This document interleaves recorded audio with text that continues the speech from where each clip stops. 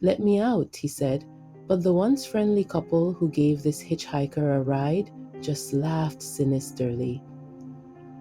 I glanced mischievously at my husband, then I looked at the hitchhiker and said, "Didn't your mother ever tell you about stranger danger, kid?" The old man caressed his rifle gently and tut-tutted, shaking his head in fake sympathy. "Oh God, oh God," the hitchhiker whimpered, his voice shaking. "The old gods or these new gods?" Michael grilled the boy, taunting him. "The old gods are with us," I hissed.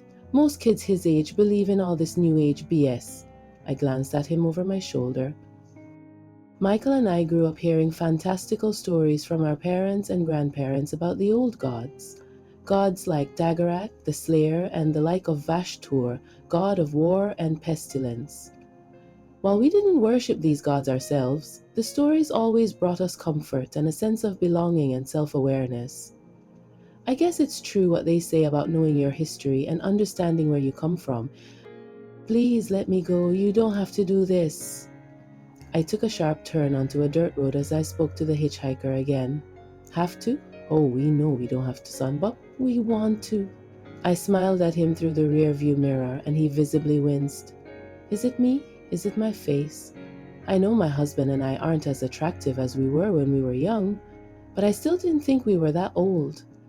Well, I'll admit that my once smooth skin is now starting to show some lines. I mean, what do you expect? We're in our 70s, for Christ's sake. But at least tonight I can do my human blood face mask. It works wonders to smooth out these wrinkles, especially when I add collagen. He looks so youthful. Perfect. I remember being as young and full of life as him. How old is he? Maybe 25 at most? Why, I just want to go home, please. When is he going to stop this moping? I swear, the women hold up better in these situations. Men just seem to turn into blithering idiots as soon as they lose control of a situation. My husband, Michael, he tries not to be like that, but I know for sure that if I wasn't present at a few crucial moments over the years, we would have been caught decades ago. We slowly approached the old cabin. We drove up the long driveway lit by torches on both sides. Our guests usually like our old-time lanterns until they get a little closer. The hitchhiker shifted position to get a better look. Michael gripped my thigh in anticipation. I could tell that he was struggling not to laugh, even as the corners of my own lips curled upward. The hitchhiker squinted and peered through a crack. That's when he noticed that what he thought were old-time lanterns were human skulls on stakes with candles inside. We did it for the atmosphere.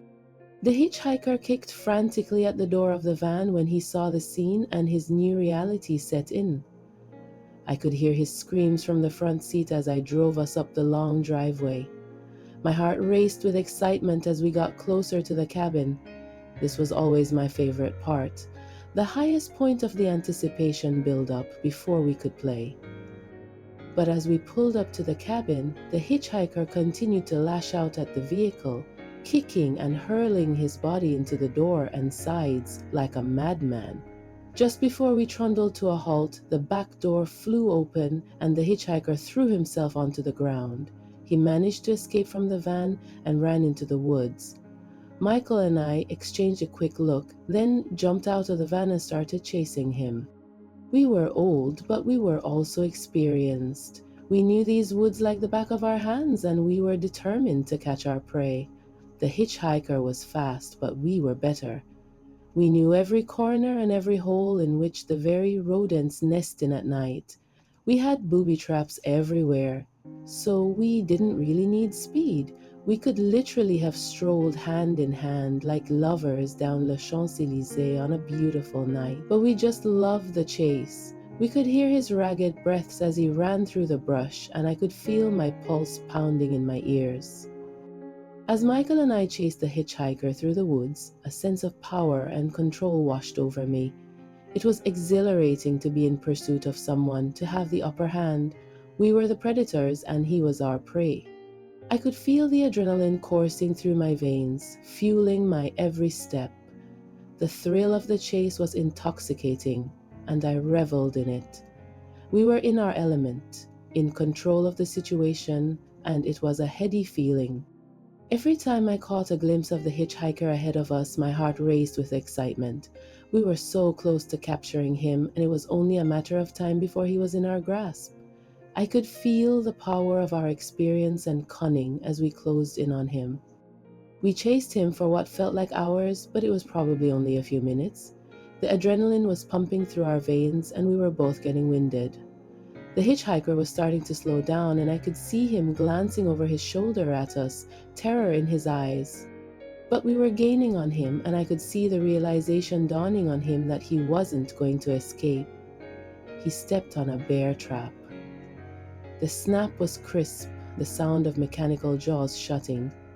He was a bug, helpless, caught in the jaws of a Venus flytrap. The boy instantly dissolved into agony, wailing like a wounded animal where no one could hear him. The hitchhiker fell to the ground, and Michael was on him in an instant. I could hear him shouting at the hitchhiker, his voice booming through the woods. I was a few steps behind Michael, and I could just now really take in the hitchhiker's face up close for the first time. His eyes were wide with fear, and his cheeks were streaked with sweat and tears and dirt. But there was something else beyond that. Beyond his fear, I saw contempt. I saw judgment. And for a second, I felt damned. He was shaking all over, and I could hear him whimpering as Michael tied his hands behind his back. The hitchhiker started to mumble, "He's coming, I can feel it. And when he does, no one is safe." "What did you say, son? Who's coming?" Michael inquired with amusement. "He who comes to test the heart of man." Michael and I looked at each other, puzzled, then back at the boy. Trying to get any more answers out of him was like talking to a wall. He decidedly kept his mouth shut, refusing to say anything else. But every time I would look over at him during the walk back to the cabin, he would already be staring unblinkingly at me. I could almost swear I saw a shadow of something other behind his eyes. It gave me an ominous feeling. Back at the cabin, my sense of unease started to fade away. I felt a rush of triumph. We had won again. We had caught our prey. The sense of control and power we felt during the chase only intensified once we brought him back to the cabin. I mean, deep down, we knew we were doing something others might consider even terrible, something that most people would find abhorrent. But in that moment, I couldn't help but feel invincible, like we were above the law and beyond reproach. We were the masters of our domain, and nothing could stop us. We were invincible. But there was still one thing that nagged at the back of my mind. What was that in the woods earlier? Just the memory of the look in his eyes each time our eyes met was enough to make my skin crawl with anxiety. There is something weird about this guy. I still felt a little sorry for him though. He was just a kid after all. But then I remembered, and the excitement came flooding back. This was what we lived for. We dragged the hitchhiker down to our hidden dungeon. The space was dark and damp, with a little mold growing on the walls. Note to self, I should really get on that mold problem. And the scent of decay permeating the air. Well, that is to be expected. Our last visitor was only a few weeks ago. As the seasons change, we are starting to get more and more tourists around these parts. They come for the culture and the quiet. Lots of yoga groups during the summer, but outside of that, we don't get many visitors this far inland, and the population of our small town has been steadily declining over the years. The only light in the dungeon came from a single flickering torch, casting ominous shadows across the room. Michael kicked an old femur out of his way and watched it clatter against the far wall. Then we threw the hitchhiker into a corner and began our work. Michael is always so eager. He pulled out his trusty tools, relishing in the pain that he was about to inflict on our victim. I stood by, watching with a sense of satisfaction as he screamed and begged for mercy. Always a man after my own heart, always so ready, so prepared for anything. It was one of the things that I most liked about him when we first met. I remember once, some 30-odd years ago, I lost my hair tie while we were hiking. It was in these very same woods, and Michael came through clutch with a bobby pin and headscarf from his stuff. Oh, I can't believe I almost thought he was gay. Turns out we were a lot more aligned than we ever knew. Chained to the wall, the hitchhiker screamed in agony as Michael tightened the thumb screws on the first, second, and middle toes of his right foot. Michael had a knack for customizing his weapons, so these thumb screws had spikes embedded in them and they were adjusted to be able to accommodate far more than just a finger or two at a time. Michael customized them himself about a decade ago. Spiked for his ultimate pleasure. I got a little too excited as his toes were crushed. The splatter. It reminded me of squashing a bug in my hands. A few days later, as I descended the dungeon steps, the stench of feces and urine hit me with a ferocity that made me gag. I held my breath and covered my nose with a handkerchief as I walked towards the barred door of the cell. The hitchhiker was lying in the corner of the cell, covered in his own filth. His once pristine clothes were now tattered and stained. His eyes looked hollow and sunken, and his skin was pale and clammy. There were stab wounds covering his arms and torso. I was careful though, we still wanted him alive, for now. We already had a bet going. Michael thinks this guy won't survive as long as our previous guest, but I disagree. I think there is something different about this one, something stronger. There is an anger in his eyes. At face value, you might think he is just a preppy tourist, but I know that he's the type of guy that could stay alive out of pure spite. I pushed the tray of food through the bars and watched as he slowly crawled towards it. He ate with a ravenous hunger as if he hadn't eaten in days. In fact, he probably hadn't. We never intended to keep our guests alive for very long. As I turned to leave, I caught a glimpse of something on his wrist. It was a tattoo, a symbol that I had only ever heard of in stories. At least I think that was what I was seeing. It looked ancient, almost mystical, and there was that ominous feeling again, like the hairs on my back were slowing, rising all the way up to the nape of my neck in a slow, spider-like crawl. Michael and I grew up hearing these stories about the old gods from our families. I even had an uncle who fully believed in the old gods and even worshipped them, making sacrifices to them. Was that the symbol of Vashtur? I paused for a moment, studying the symbol. What did it mean? Wait. I narrowed my eyes to focus. Could it be, is that...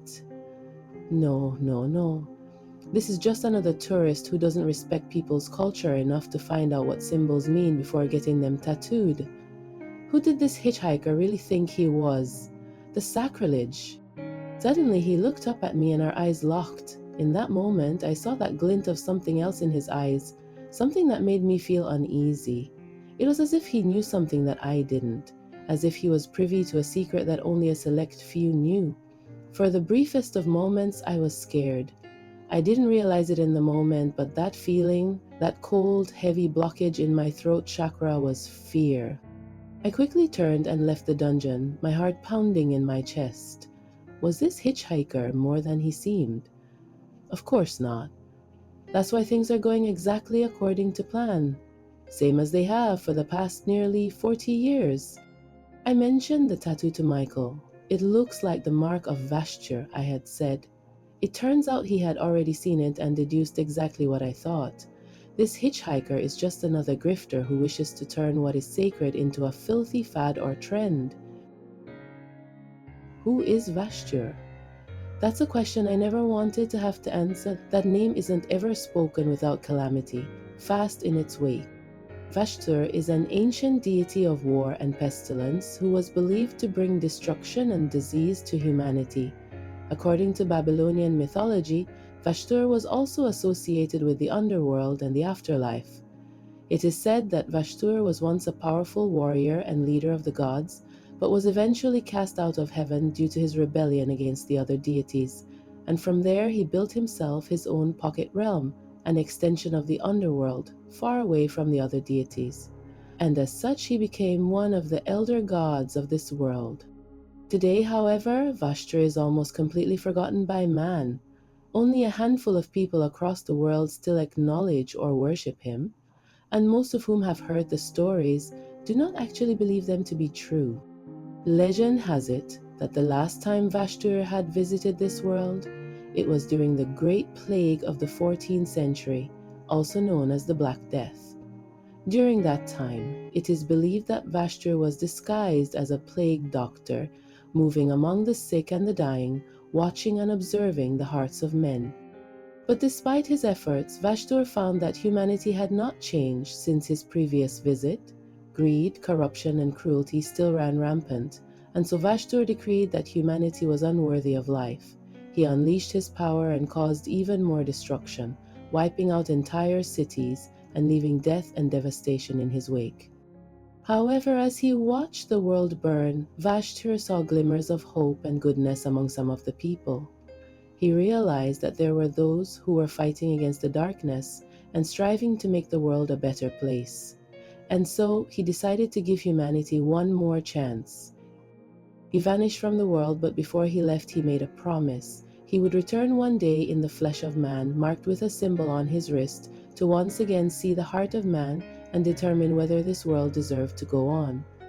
The symbol is a circle with a downward-facing arrow in the center, surrounded by 4 smaller arrows pointing outward from the circle at 45-degree angles. The circle represents the cyclical nature of life and death, while the downward arrow symbolizes Vashtur's descent into the underworld as a god of death and the afterlife. The 4 smaller arrows represent the 4 cardinal directions and the idea that Vashtur's power extends throughout the world. At least, that's how the story goes, according to the prophecy, for the lack of a better word.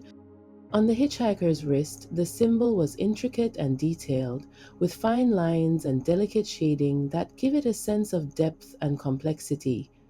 When the light caught it just right, the symbol seemed to glow with an otherworldly energy, hinting at power and ancient wisdom. I must admit, Michael, even at our age, you get better and better at this every time. I beamed at my husband as he held the skin from the hitchhiker's leg aloft. He grinned at me. It's all in the tools, hun. The skin came off so perfectly that I could imagine us literally wrapping it back around his leg from knee to ankle like a blanket. The hitchhiker was whimpering. It was a whimper that expressed that what he was feeling was beyond pain. The minor relief that would generally come from screaming had turned on him, and now it was more painful to let it out. His skinless leg shivered from the shock. The exposed flesh visibly smarted. It was red, but it didn't bleed. Michael's expertise. Next, he would take off thin strips of flesh to cure for later. Michael makes the best jerky, hands down. Thoughts of Michael's jerky swam through my mind for a moment. But then I started to have a strange feeling. As Michael continued to torture the hitchhiker, I could sense a change in the air. The room grew colder and the torch flickered wildly, but there was no wind, especially not in here. The hitchhiker caught my eye. It was almost as if it was the hitchhiker who was causing this, as if he possessed some sort of supernatural power. "Michael, look!" I gasped, barely able to believe my eyes. The hitchhiker's eyes glowed a bright, otherworldly, icy blue, and he opened his mouth as if to speak. "Ah, my God," I gasped. He should have been a hair's breadth away from the end. It was nothing short of miracle that he could speak. His voice was nothing more than a whisper, but it seemed to boom with a power that was not his own. "You are cursed," he said. "The countdown has started. This world will be destroyed." What have we done? Could this really be? As we tried to make sense of the situation, the hitchhiker vanished before our very eyes, leaving us alone in the dark, damp dungeon smelling of death. The symbol of Vashtur burned into the wall. We stared at each other with wide eyes. Michael's skinning knife hit the floor with a clatter.